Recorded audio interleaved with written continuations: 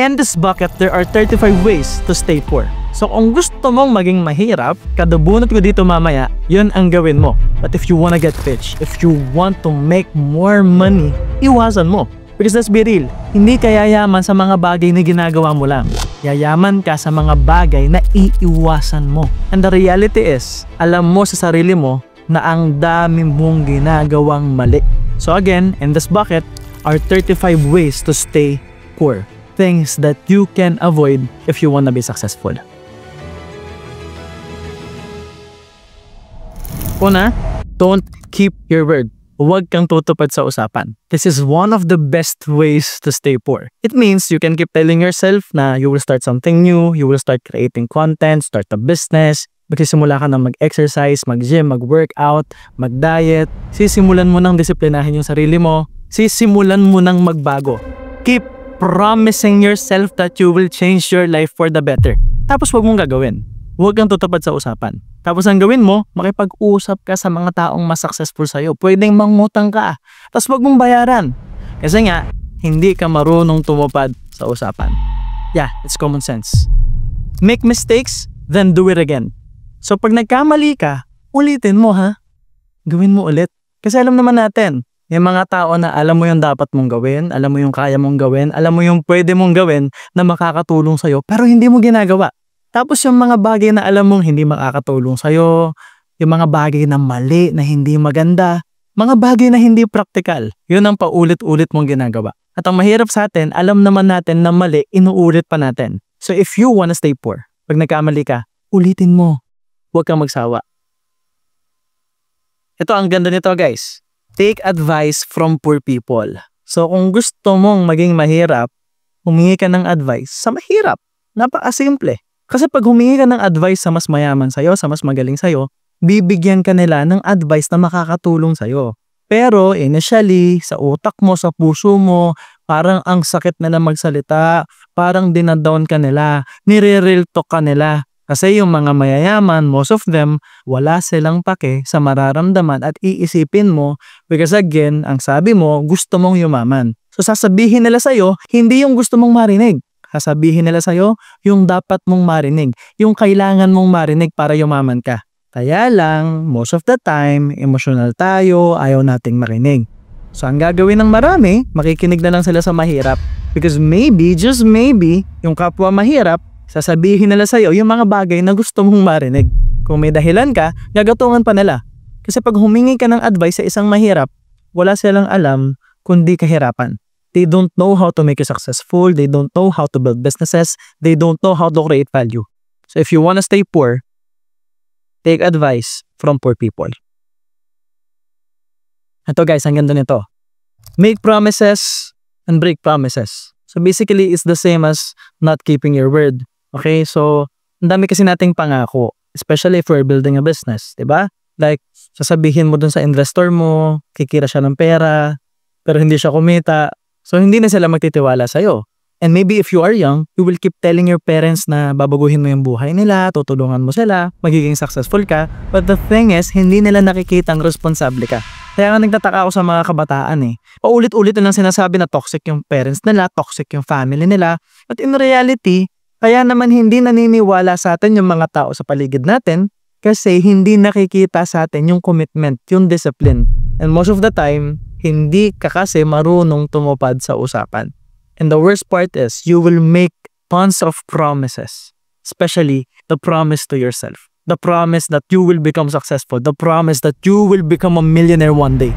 Pero hanggang ngayon, hindi mo sinisimulan. So kung gusto mong maging mahirap, mangako ka, tapos huwag mong gagawin. Eto, tolerate mediocrity. I've been seeing this with a lot of entrepreneurs, businessmen, or even leaders. Nagtataka sila bakit hindi kumikita yung business nila, bakit hindi nag-move forward yung career nila. Pero okay lang sila sa mediocre. Na pag sinabi ng taong okay na yan, hinahayaan lang nila, tinotolerate lang nila. At ang mahirap dito, you will not strive for excellence. You will not strive for growth. You will not strive for improvement. Kasi nga, okay na yan. Ang nangyayari kasi sa mga tao, gusto nilang matapos ng mabilis. Gusto nilang matapos agad ang trabaho. Gusto nila ng shortcut. So basta tapos na yung trabaho, pwede na yan. Hindi namang big deal yung konting pagkakamali. No, that's a big deal.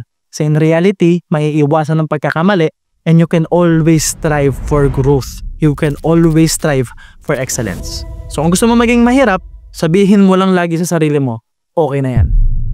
Usong-uso to ngayon sa social media. Talk more, do less. Yung tipong salita lang ng salita, ang dami-dami mo sinasabi, pero wala kang ginagawang action. Mas okay pa nga yung mga tao na tahimik lang, hindi masyadong masalita, hindi masyadong maboka, pero masipag, pero ang daming ginagawa. Yung resulta, yung nagsasalita. Yung trabaho, yung nagsasalita. But there are people who will talk a lot. And this is almost the same as the other key points. Sasabihin mo, mag-start ka na ng negosyo, tapos wala kang gagawin. Sasabihin mo na, mag-gym ka na, pero wala kang gagawin.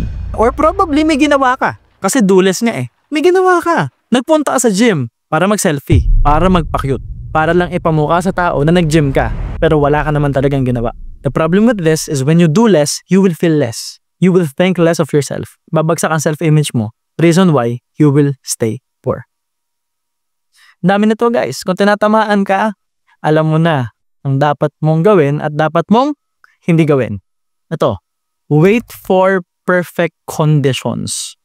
So before starting something new, before starting your own business, before starting your career, before starting to move forward in your life, maghintay ka. Hintayin mong maging perfect yung sitwasyon. Hintayin mong maging perfect yung kondisyon.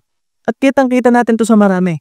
Magsisimula na ako ng negosyo kapag may pera na ako. Magsisimula na ako magbenta kapag hindi na ako nahihiya. Tandaan mo na hindi ka kusang magkakapera. Kailangan mong magnegosyo para magkapera ka. Kailangan mong humarap sa tao, magbenta ng produkto para mawala yung hiya mo. Saka na ako mag-gym pag malakas na ako. Hindi ka lalakas kung hindi ka mag-start mag-exercise. Sa ako na gagawin pag naramdaman kong kaya ko na. Hindi mo kusang mararamdaman na kaya mo na. Kailangan mong kayanin.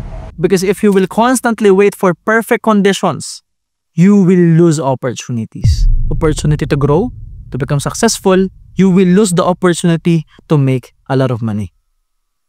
Next. Ito, think that the world is fair. The reality is, the world is unfair. May mga tao talagang pinanganak sa yaman. May mga tao talagang pinanganak na may pera yung magulang nila, na may connection sila. Pero tandaan mo na may mga laking yaman pero nasa rehab ngayon. Addict ngayon, pariwara ang buhay ngayon. May mga lumaki sa yaman na hindi nila na-appreciate yung pera nila, so nauubos din yung pera nila at sila pa ang sumira ng negosyo ng magulang nila. Pero maraming kagaya ko na galing sa hirap pero yumaman, naging successful, and we know the value of money. The reality is the world is unfair. May pinanganak talagang pogi, may pinanganak talagang matangkad, maputi, makinis ang balat. Wala tayong magagawa. Kung gusto mong yumaman, kailangan mong i-accept, tanggapin, na hindi talaga fair ang mundo. Then work hard on it. Work hard on yourself. Instead na parang biktima ka ng sitwasyon mo. Because you will see people who are short but strong. Nagiging atleta, nagiging Olympic athletes, nagiging gold medalist. Yung mga tao talagang lumaki sa hirap pero sobrang yaman na ngayon. So this is real talk right here. Unfair talaga. Tanggapin mo. Ito, usong-uso to sa mga network marketers or even other entrepreneurs who wants to look rich, okay? So it's prioritize looking rich versus being rich. Now, nothing wrong with being presentable. Nothing wrong with porma. Kasi in reality, yung pagporma, especially if you are a businessman, if you are in sales, hindi naman pwedeng haharap ka sa kliyente mo, sa customer mo, na mukha kang dugyot. Hindi naman pwede na amoy dugyot ka din. Kasi hindi maniniwala sa'yo yung tao, okay? Para sa akin, dressing well is self-respect. And that also means that you respect the other person. You respect the customer, the client. Kasi nag-prepare ka para sa kanya. So again, mahalaga sa akin that you dress well, that you smell nice. But it's not about looking rich. It's about being presentable, okay? Kasi ang mahirap sa marami, inuuna yung luho. Yung latest iPhone, magandang sapatos, branded na damit, just to show people na mayaman sila. That is the perfect formula to stay poor. Kasi mauubos ang pera mo, kakabili ng mga branded na bagay para lang patunayan sa ibang tao na mayaman ka. You don't prioritize looking rich. Walang masamang bumili ng branded kapag mayaman ka na. Pero magpayaman ka muna. Value the opinion of other people. So if you start something new, if you start your career, if you start a new job, a high value job, if you start building your business, if you start creating content, eventually, maraming tao ang hindi sang-ayon sa'yo. Of course, yung pamilya mo hindi sanay. Pag nag-apply ka ng trabaho, especially trabahong matututo ka, gagaling ka, of course, kailangan mo munang lumayo sa pamilya mo. Kailangan mo munang lumayo sa jowa mo. Kailangan mo munang magsakripisyo. Pwedeng hindi ka kikita agad ng malaki pero ang dami mong matututunan. Para yon sa future mo. Pero syempre, yung mga tao sa paligid mo, hindi sila sanay na wala ka. If you start your own business. Tapos kung mataas yung pangarap mo, ang tingin ng tao sa'yo weird. Ang tingin ng tao sa'yo baliw. They will think you are crazy. At baka maniwala kang baliw ka. If you will value the opinion of other people. Isipin mo, pag nag-workout ka na, tapos nag-diet ka na. Siyempre, kung ang nakasanayan ng mga tao, malakas kang kumain, tapos you are in a circle na malakas din kumain, ano sasabihin nila? KJ ka na, ang sama mo. Pwedeng ma-offend pa sila sa pagda-diet mo. But if you will value the opinion of other people, you will not move forward in your life. So one of the best ways to stay poor, pahalagahan mo yung sinasabi ng ibang tao. Ito, ang dami kong kakilalang ganito. Read a lot of books, then do nothing. Magbasa ka ng napakaraming libro. Basahin mo lahat ng libro. Tapos huwag kang mag-take ng action. It's just common sense. Ito, parang kagaya nung kanina, say you're going to do something, then don't do it. Sabihin mo lang paulit-ulit na yayaman ka, magiging successful ka, mag-start ka na magnegosyo, mag-start ka na mag-create ng content, mag-start ka ng matuto, and then wag mong gawin. That is why I'm not a fan of affirmation. Yung tipong you will tell yourself, I am great, I am successful, I am responsible, I am disciplined, I am a millionaire. Tapos kung wala kang gagawin, ang sasabihin ng katawan mo, ang sasabihin ng puso mo, I am successful ka pa pero wala ka namang ginagawa. I am a millionaire ka pa pero wala ka namang ginagawa. Your body and your heart won't believe the affirmation. Because that's contradicting information. If gusto mo talagang yumaman, after mo i-affirm that I am a millionaire, pakiramdaman mo sa puso mo that you are a millionaire at mag-take ka ng action. But if you wanna stay poor, then just say you're gonna do it, then don't. Next, avoid working on what matters most. Yes, wag mong gawin yung mga bagay na importante. Wag mong gagawin yung mga bagay na mahalaga. Ang nakakatawa kasi dito, alam na alam mo yung mga bagay na mahalaga, na makakatulong sa'yo, na kailangan mong gawin, dapat mong gawin, makakatulong sa relationship mo, sa career mo, sa business mo, sa sarili mo. Alam mo yun eh. So if you wanna stay poor, don't do what's important. Don't do what matters most. Next, do what everyone else is doing. So gawin mo lang paulit-ulit yung ginagawa ng iba. Because look, only 5% of the population is successful. Maliit lang ang percentage ng mga taong mayaman. Ibig sabihin, kung gagawin mo pa ulit-ulit yung ginagawa ng marami, ang magiging income mo, yung income din ng marami. Napakadali. If you want to become a millionaire, gagawin mo yung ginagawa ng konti. You will work really hard, you will have discipline, you will take care of yourself, you will pursue personal development, you will grow as a person. Even if you will look crazy to other people, yun ang gagawin mo. If you want to be part of the top 1%. If you want to be part of the 5% who are successful. But if you want to stay mediocre, kung gusto mo yung okay lang na buhay. If you want to stay poor, gawin mo yung ginagawa nila. Okay? Mag-scroll ka lang na mag-scroll sa social media. Mang-hit ka lang ng kapwa. Gumawa ka lang ng mali. So if you want to stay poor, gawin mo yung ginagawa ng marami. Nang-hate, distracted, gumagawa ng mali. Bahala ka. Buhay mo yan. Next, watch a lot of videos. Then do nothing. Oo, manood ka ng napakaraming video. Then do nothing. Huwag mong sundin. Huwag mong gawin. Yung tipong manonood ka ng napaka-valuable na video. Ang dami mong natutunan. Alam mo sa puso mo, ang dami mong natutunan. Tapos huwag ka mag-comment. Huwag mo i-share. Huwag mong i-like. Just do nothing. Huwag ka rin mag-notes. Manood ka lang. Para yung utak mo tumalino. But the reality is, kahit tumatalino yung utak mo, if you will not execute, that's not learning. That's just wishful thinking. Nangangarap ka lang na after mo manood ng video, magagawa mo na agad. Hindi ganon. If you wanna get rich, if you wanna make money, after watching a video, you have to take action. And it can be as simple as writing notes, talking to people, sharing the ideas to other people. But again, if you wanna stay poor, then just watch all my videos and do nothing. This is very trivial, guys. Do your best, not what it takes. Ano ibig sabihin? If you're just building your skill, nagsisimula ka pa lang, maybe your best is wrong at some point. Kahit ibigay mo yung best mo, kung hindi mo pa alam, wala ring magiging resulta. If you want to get the job done, you have to do what it takes. And ang mahirap sa atin, the best is subjective. Pwedeng sa puso mo, binigay mo na yung best mo. But in reality, hindi mo pa talaga binibigay. Sometimes telling people that I'm doing my best is an excuse. But the reality is, you have to get the work done. Kailangan mong matapos. Kailangan gawin mo yung dapat. Kasi pag ginagawa mo yung dapat, yung standard mo ng best aangat. And now, when you try to better your best, dyan na mag-grow yung income mo. So start with getting things done and doing what it takes. Ito guys, prioritize short-term happiness. Pag inuna mo yung panandali ang sarap, yung inuman, yung distractions, yung puro laro. Pag inuna mo yung short-term happiness, maghihirap ka talaga. Ito, expect other people to save you. Sige, maghintay ka lang ng ayuda. Sige, maghintay ka lang na may taong tutulong sa'yo.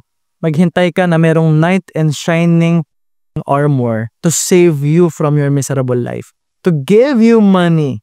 Ang mahirap kasi dito, if you are poor right now, most of your friends are poor. Why the hell would you expect them to save you? Kung sarili nga nila, hindi nila matulungan.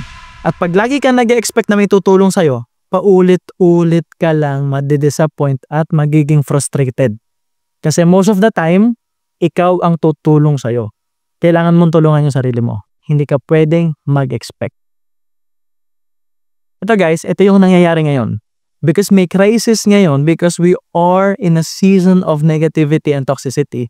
Tapos nasa transition stage tayo ngayon kasi ang bilis mag-improve ng technology. Ito yung nangyayari. Start something new and then tomorrow. In short, be a junkie. So simulan mo yung business ngayon tapos magsimula ka ng bagong business bukas. Tapos the next day. Tapos the next day. Hanggang sa maging junkie ka na. Mag-join ka sa isang networking tapos sumali ka rin sa ibang kumpanya. Tapos lumipat ka ng kumpanya. Magpalipat-lipat ka, maging junkie ka. Sumali ka ng insurance, tapos lumipat ka ng iba't ibang kumpanya at team. Sumali ka sa real estate, maging agent ka. Tapos lumipat ka sa iba't ibang kumpanya, maging junkie ka. That's one of the best ways to stay poor. Alam nyo ba guys, lahat ng kakilala kong milyonaryo, alam nyo ba guys, lahat ng kakilala kong multi-millionaire at billionaire, nag-stick sila sa career nila. Nag-stick sila sa business nila. Loyal sila number 1 sa sarili nila. Loyal sila number 2 sa business nila. At loyal sila number 3 sa customers at sa mga tao nila. Hindi mo ikayayaman ang panlalamang, paninira, paggawa ng mali, at ang pagpapalipat-lipat ng career at kumpanya. So if you wanna stay poor, start something new, then just start again tomorrow. Sige, maging intro boys ka. Ito, believe what other people think of you. Now, let's be real. Most of the people you will meet in your life will be toxic and negative. Kasi nga, mas maraming mahirap, mas maraming negative, mas maraming toxic. Konti lang yung totoong successful. Konti lang yung mga taong confident. Konti lang yung mga milyonaryo at bilyonaryo. And most of the time, yung mga milyonaryo at bilyonaryo, sobrang busy sila. Ang pag-alagala, ang patambay-tambay, yung mga taong toxic. And knowing all that, kung paniniwalaan mo, yung tingin sa'yo ng lahat ng taong nakapaligid sa'yo, you will lose a sense of who you are. You will lose your identity. Kasi ang totoo, hindi lahat susuporta sa'yo eh. O ang daming tao sasabihin nila, ito ka lang, hanggang dyan ka lang, hindi yan para sa'yo. Tandaan mo na trabaho nila yon. Pero ang trabaho mo, maniwala ka sa sarili mo. Kasi pag nakinig ka sa sasabihin ng lahat ng tao sa paligid mo at pinaniwalaan mo yung tingin nila sa'yo na negative, you will stay poor. Ito. Kitang-kita ko to sa marami. Be friends with people who make you feel bad for working. Kung ang mga tropa mo, laging sinasabi na puro ka naman pare trabaho, lagi kang wala, KJ ka, puro ka pangarap, kinain ka na ng pera, kinain ka na ng sistema. This is one of the best ways to stay poor. Always remember that an airplane burns the most fuel during the takeoff. Sobrang daming nakukonsume na gasolina ng eroplano pag nagte-take off na. So the take-off stage, the momentum stage is actually the hardest. Kaya ang kailangan mong kaibigan, yung mga taong susuportahan ka at naiintindihan na kailangan mong magtrabaho at kailangan mong magbago. But if your friends will make you feel guilty for doing what's best for you, that's a formula for staying poor. Don't do it. Next, start tomorrow. Bukas mo na simulan. Actually, most people nagsisimula sa mamaya. Mamaya na. And then bukas na. Yung bukas nagiging next week na. Yung next week nagiging next month na. Yung next month nagiging next year na. At magugulat ka na lang, 10 years na, wala pa rin nagbabago sa buhay mo. So yeah, if you wanna stay poor, start tomorrow.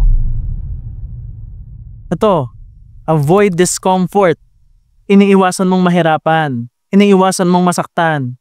If you are poor right now, the actions, the behaviors, the choices you are making, diyan ka nasanay. So if you want to become rich, gagawin mo yung mga bagay na hindi ka pasanay. Kasi magsisimula ka pa lang ng journey mo towards becoming successful, towards making a lot of money.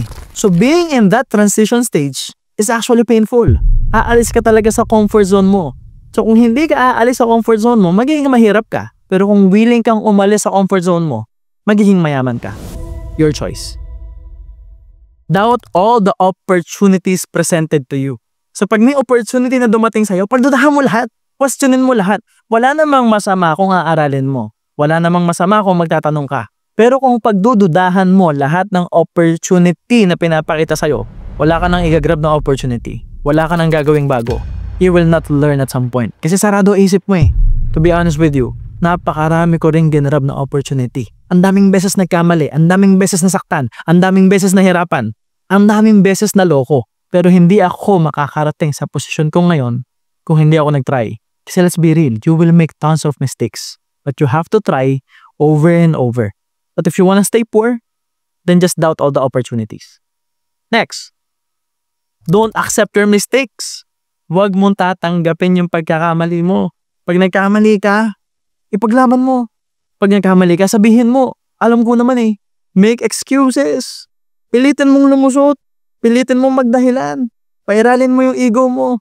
Huwag na huwag kang mag-a-accept ng pagkakamali so you can stay poor. But if you wanna get rich, it's simple. If you make mistakes, accept your mistakes. Then learn from it. Again, you guys have a choice. Ito, isa to sa paborito ko. Assume that you know everything. Ang tawag natin dyan, ni. Alam ko na yan. Yung mga taong ganyan, feeling nila alam nila lahat. Feeling nila hindi sila nagkakamali kasi narinig na nila, nabasa na nila. Tandaan mo, kung alam mo na, mayaman ka na. Kung hindi ka pa mayaman ngayon, hindi mo pa na-achieve yung goals mo, hindi ka pa nakakarating sa future na gusto mong marating, hindi mo pa alam. And the reality is, the more na natututo ka, the more na gumagaling ka, mas marirealize mo na konti lang talaga yung alam mo. That is why the successful entrepreneurs, yung mga mayayaman, pansin niyo ba sila yung bumibili ng libro? Sila yung mga nag-e-enroll sa courses. Sila yung mga uma-attend ng seminars paulit-ulit. Bakit? Kasi na-realize na yung katotohanan na hindi pa nila alam. At kapag natuto sila, lalo silang yayaman. So kung sa tingin mo, alam mo na lahat, mabablock mo lahat ng blessing sa buhay mo. Next is doubt yourself. If you keep doubting yourself, you won't try something new. You won't take risk. You won't expand your career. You won't expand your business. Basically, wala kang gagawin. The worst part is baka ikumpara mo pa yung sarili mo sa ibang tao. So if you doubt yourself, you will stay poor. Guys, this is common sense. Spend more than you make. Mahirap isa sa marami, nauuna yung gastos bago gumawa ng pera. At mas malaki pa yung gastos bago gumawa ng pera. Now I understand, may mga tao talaga na hindi nakakasya yung income nila sa expenses nila.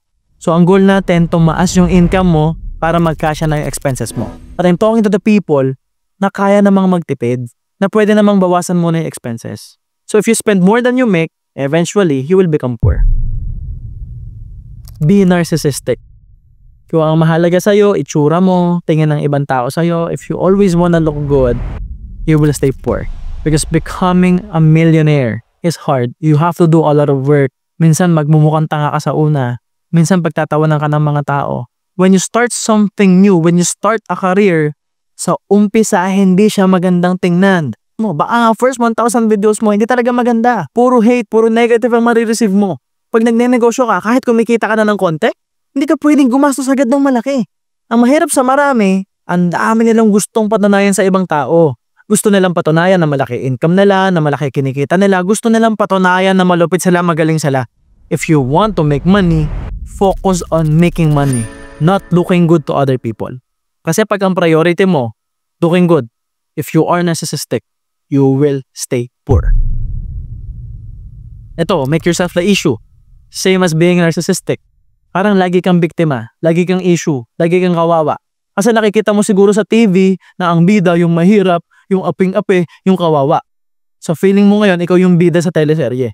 Kaya gagawa ka ngayon ng issue na ikaw yung aping-ape at ikaw yung bida. Yes, maybe you can get the attention of other people.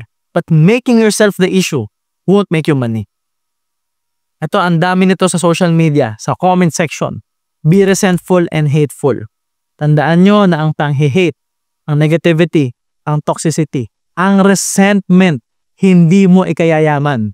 Maliban sa ang resentment at hate, ikahihirap mo siya, magiging miserable pa yung buhay mo. Mahihirapan kang mag-build ng meaningful relationships. Mahihirapan kang mag-build ng respect sa ibang tao. Mahihirapan kang magkaroon ng fulfillment sa buhay mo. So if you want a miserable and poor life, then stay resentful and hateful. Next, fail once, quit forever. Ang daming tao pag nag-fail, tumitigil na agad. Ang daming tao ganyan. Nagsimula magnegosyo. Na-reject isa, 2 beses. Ayaw na nila. Hindi to para sa akin. Nasasaktan ako masyado. Nag-apply sa trabaho. Napagod lang ng konti. Hindi to para sa akin. Nag-start ng bagong career. High value career. Na-real talk lang siya. Grabe sila. Inaapi nila ako. Nag-create ng content. Nagsimula sa 10 videos. Walang nanood. Walang masyadong nag-like. May nag-comment. Negative pa. Magkikwit na. If you want to get rich, if you want to become a millionaire, you will eventually fail. Ang magpapayaman sa'yo, yung dami ng failures na kaya mo sikmurain. Yung dami ng rejections na kaya mo sikmurain. And I have a question for you. If you are 100 rejections away from becoming a millionaire, titigil ka pa ba? Again ha, you are 100 rejections away. So kung alam mo sa sarili mo, na kapag naka 100 rejections ka, magiging mayaman ka, aba, gugustuhin mo nang ma-reject. Yan ang realidad. But the problem with most people is, when they fail once, they quit forever. That's a formula for staying poor. Sobrang powerful, guys. Blame and complain about things you can't control. Hindi pwedeng lagi ka nagre-reklamo. Hala, umuulan, hindi mo naman makokontrol. Hala, may traffic, di mo rin makokontrol. Hala, negative yung mga tao sa paligid, hindi mo rin na makokontrol. If you will keep blaming other people, if you will keep blaming circumstances, if you will keep blaming the things na hindi mo kayang kontrolin, it will be a non-stop blaming game for you. Mauubos yung time mo sa pananisa ng ibang tao. That way, you will stay poor. Find something that works, then stop doing it. I'm pretty sure na may kakilala kang negosyante o baka ikaw yon na nahanap na yung tamang formula, na-discover na rin dapat gawin. Tapos magugulat ka, mayaman na sila, kumikita na sila, biglang nawawala. O baka ikaw yon. Kumikita ka na ng konti, momentum na, nag-work na sana, pero biglang nawawala. Kasi ang nangyayari, na-discover natin kung ano yung nag-work, tapos bigla nating tinitigil. So yeah, sipagan mo, galingan mo, para ma-discover mo kung ano yung nag-work. Tapos pag alam mo na, itigil mo na. Kasi nga, you wanna stay poor. And guys, last na to. Compare yourself to other people. Sabi nga na Jordan Peterson, don't compare yourself to other people. Compare yourself to who you were yesterday. Mahirap kasi pag kinumpara mo yung sarili mo sa ibang tao, talo ka.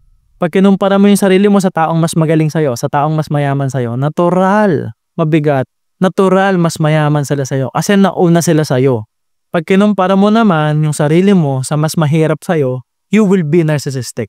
So, pag paulit-ulit yung comparison, ang mangyayari lang, either you will feel bad or you will feel narcissistic, you will feel too good about yourself, wala ka rin gagawin.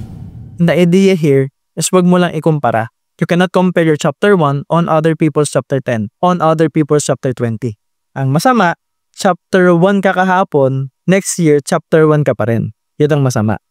That is why you have to keep track of your own progress. Stop comparing yourself to other people. Pero if you wanna stay poor, then do it.